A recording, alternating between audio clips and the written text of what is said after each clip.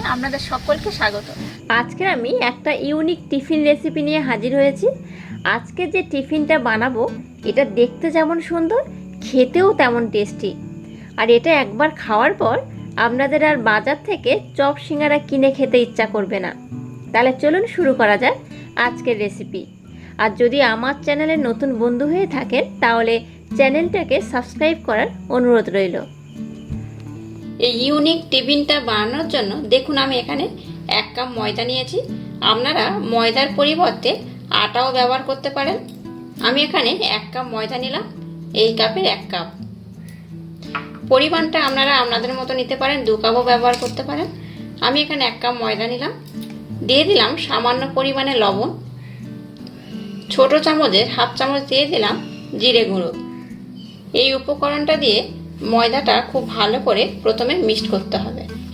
এবার এই ময়দার মধ্যে দিয়ে দিতে হবে সাদা তেল।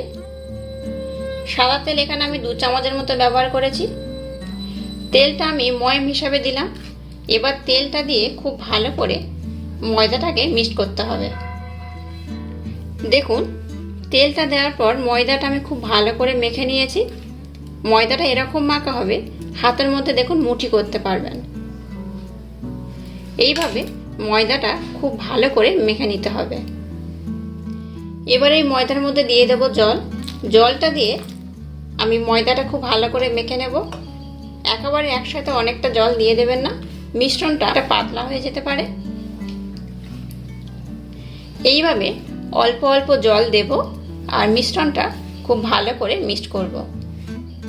দেখুন ময়দাটা আমি খুব ভালো করে মেখে নিয়েছি।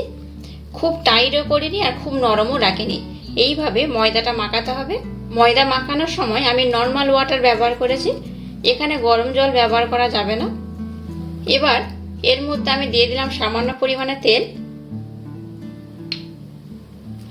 তেলটা দিয়ে মাখার দরকার নেই, শুধুমাত্র চারধারটা একটু ভালো করে লাগিয়ে দিতে হবে। এবার আমি এটাকে 15 মিনিটের জন্য রেস্টে রেখে দিলাম। দেখুন এখানে 2টো পেঁয়াজ নিয়েছি। পেঁয়াজ দুটো আমি টুকরো টুকরো করে কেটে নেব। এবার এখানে 4টে কাঁচা লঙ্কা নিয়ে নিয়েছি। 4টে কাঁচা লঙ্কা আমি টুকরো টুকরো করে কেটে নেব। আপনারা চাইলে কাঁচা লঙ্কার পরিমাণ কমও নিতে পারেন। আমি এখানে 4টে কাঁচা লঙ্কা ব্যবহার করলাম। দেখুন এখানে আমি ছোট সাইজের 3টে আলু নিয়েছি। আলু 3টে ভালো করে আমি আগে সিদ্ধ করে রেখেছি। এবার আলু 3টের ভালো করে খোসা ছাড়িয়ে এটাকে আমি মেখে নেব। গ্যাসটা জ্বেলে দিয়ে আমি একটা ফ্রাই প্যান বসিয়ে দিয়েছি। গ্যাসের ফ্লেমটাকে হাই রেখে আমি ফ্রাই প্যানটা খুব ভালো করে গরম করে নিয়েছি। এবার ফ্রাই প্যানের মধ্যে দিয়ে দিলাম সামান্য পরিমাণে তেল। তেল একদম অল্প পরিমাণে ব্যবহার করলাম। তেলটাকে আমি একটু গরম করে নেব। দেখুন তেলটা গরম হয়ে গেছে। এবার গ্যাসের ফ্লেমটাকে মিডিয়াম রেখে এর মধ্যে দিয়ে দিলাম গ্রেট করে রাখা রসুনটা। এখানে আমি দেখুন অর্ধেক চামচ রসুন ব্যবহার করেছি। এটাকে একটু নাড়াচাড়া করে নেব। দেখুন রসুনটা আমি একটু নাড়াচাড়া করে নিয়েছি। এবার এর মধ্যে দিয়ে দিলাম পেঁয়াজ কোচা, যে পেঁয়াজটা আমি কেটে রাখলাম সেটা। যে 2টো পেঁয়াজ কাটলাম সেই 2টো পেঁয়াজ আমি সম্পূর্ণ এখানে দিয়ে দিয়েছি। এবার পেঁয়াজটাকে হালকা ব্রাউন করে ভেজে নেব।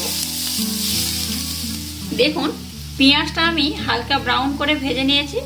এবার এর মধ্যে দিয়ে দিলাম সামান্য পরিমাণে আদা বাটা, দিয়ে দিলাম কাঁচা লঙ্কা কোঁচানো,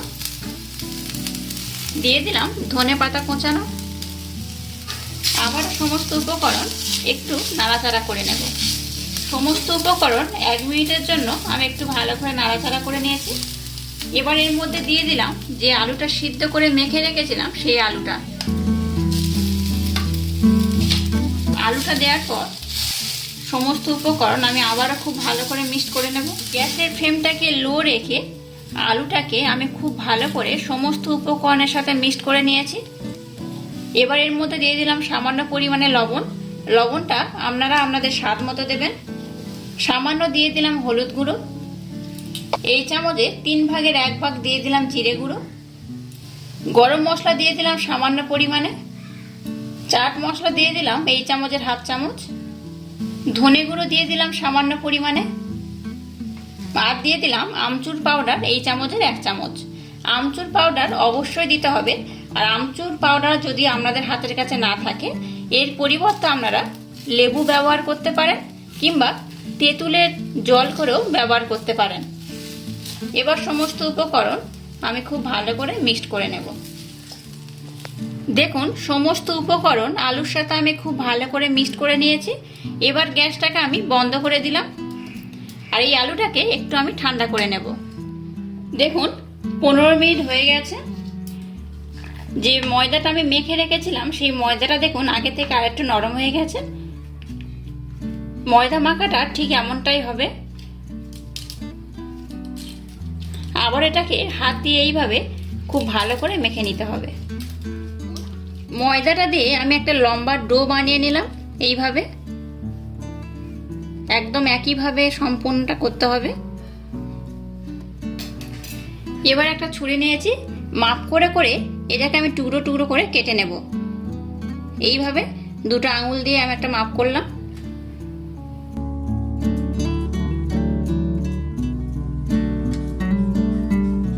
এইভাবে কাটলে কি হয়, সবগুলো ডো কিন্তু একদম একরকম সাইজ হয়ে যাবে। এবার এটাকে খুব ভালো করে হাত দিয়ে এরকম মিক্স করে নিতে হবে। আর একবার নিয়ে এটাকে গোল করতে হবে। দেখুন সবগুলো এইভাবে গোল গোল শেপ দিয়ে নেব। দেখুন এইভাবে সবগুলো আমি বলের মতো করে নিয়েছি। দেখুন এবার আমি সমস্ত উপকরণ নিয়ে নিয়েছি। এই বাটিতে একটু জল নিয়েছি, যে আলুর মিশ্রণ বানালাম সেই মিশ্রণটা নিয়েছি, আর এখানে একটা খালি প্লেট রেখেছি। দেখুন এবার একটা ঝাঁঝরি নিয়েছি। এরকম ঝাঁঝরি আশা করি আপনাদের সবার বাড়িতে আছে। এবার একটা করে বল নিলাম, এই ঝাঁঝরির উপর রাখলাম। এইভাবে হালকা করে প্রেস দিয়ে এটাকে বাড়াতে হবে। এটা একদম ইউনিক একটা রেসিপি। এটার টেস্ট হয় অসাধারণ। বাড়িতে কিন্তু আপনারা অবশ্যই একবার হলেও আমার মতো ট্রাই করবেন। এই রেসিপিটা বানিয়ে যদি আপনারা একবার খান, দেখবেন আর চপ সিঙ্গারা আপনাদের খেতে ইচ্ছা করবে না। দারুণ টেস্ট হয়। এই ঝাঁঝরিটা আপনারা বড়ও নিতে পারেন, ছোটও নিতে পারেন। আমি একটু ছোট সাইজের ঝাঁঝরি ব্যবহার করেছি। দেখুন এইভাবে হাত দিয়ে এটাকে চেপে চেপে আমি গোটা ঝাঁঝরিটা কভার করে দিয়েছি। দেখুন এটাকে আমি খুব ভালো করে কভার করে নিয়েছি। এবার যে আলুর মিশ্রণটা আমি বানালাম, সেখান থেকে এরকম অল্প পরিমাণে আলু নিলাম। আলুটা একটু এরকম লম্বা শেপ করে দেবেন। এবার যে জল নিলাম, এই জলের মধ্যে হাত দিয়ে এই ধারগুলো আমি জল লাগিয়ে দিলাম। এবার আস্তে আস্তে এদিকটা উঁচু করে তুলবেন। আমি কিভাবে করছি এটা আপনারা দেখুন একবার। ঠিক এইভাবেই করবেন।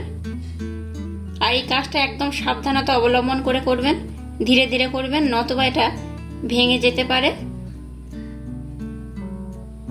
এই যে জলটা দিলাম, এটাকে এবার এইভাবে আমি মুড়ে নেব। এইভাবে জল দিয়ে মুড়লে কি হবে, এই মোড়াটা খুলে যাবে না।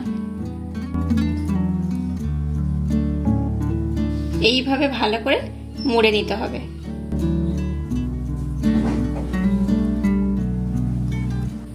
দেখুন এটাকে কত সুন্দর করে মুড়ে নিয়েছি। এবার এটাকে আস্তে আস্তে তুলতে হবে। দেখুন কেমন দেখতে হয়েছে। একদম ইউনিক একটা ডিজাইন আর দারুণ টেস্ট হয় এগুলো। এইভাবে আমি সবগুলো বানিয়ে নেব। আমি আরেকটা আপনাদেরকে দেখিয়ে দিচ্ছি।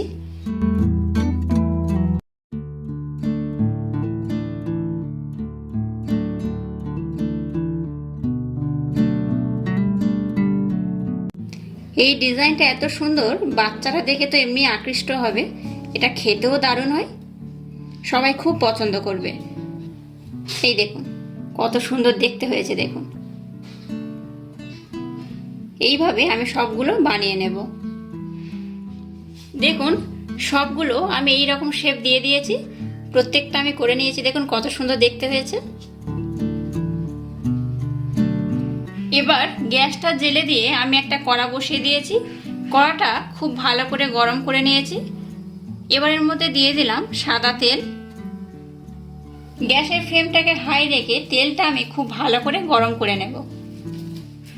গ্যাসের ফ্লেমটাকে হাই রেখে তেলটা আমি খুব ভালো করে গরম করে নিয়েছি। এবার গ্যাসের ফ্লেমটাকে একদম লো করে দিলাম। এবার যে টিফিনটা আমি বানালাম সেই টিফিনটা এই তেলের মধ্যে দিয়ে দিলাম।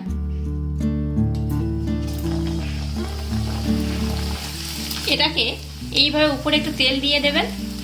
গ্যাসের ফ্লেমটাকে লো রেখে এটাকে ভালো করে ভাজতে হবে, নতুবা বাইরে থেকে পুড়ে যাবে, ভিতরে কাঁচা থাকবে। দেখুন কত সুন্দর দেখতে হয়েছে। দেখুন, এগুলোকে খুব লাল লাল করে ভাজবেন না, তাহলে টেস্ট খুব ভালো লাগবে না। এইভাবে হালকা ব্রাউন কালার করে ভেজে নিতে হবে। এটাকে আমি এবার উঠিয়ে নিলাম। এটা ভাজা হয়ে গেছে। আর দেখুন কত লোভনীয় দেখতে হয়েছে। এই পাত্রের মধ্যে এগুলো আমি এবার উঠিয়ে রাখলাম। দেখুন এইভাবে সবগুলো আমি তেলের মধ্যে ছেড়ে দেব। আর একটা কড়াতে যতগুলো ধরবে ততগুলো আপনারা দিতে পারেন। আমি এখানে দুটো দুটো দিয়ে ভেজে নেব। দেখুন কি সুন্দর লাল লাল করে এগুলো ভেজে নিয়েছি, হয়ে গেছে। এবার এগুলো আমি উঠিয়ে নিলাম।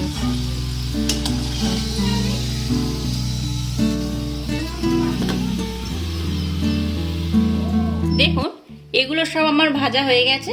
আর কত সুন্দর দেখতে হয়েছে দেখুন, দারুণ খাস্তা হয় এগুলো।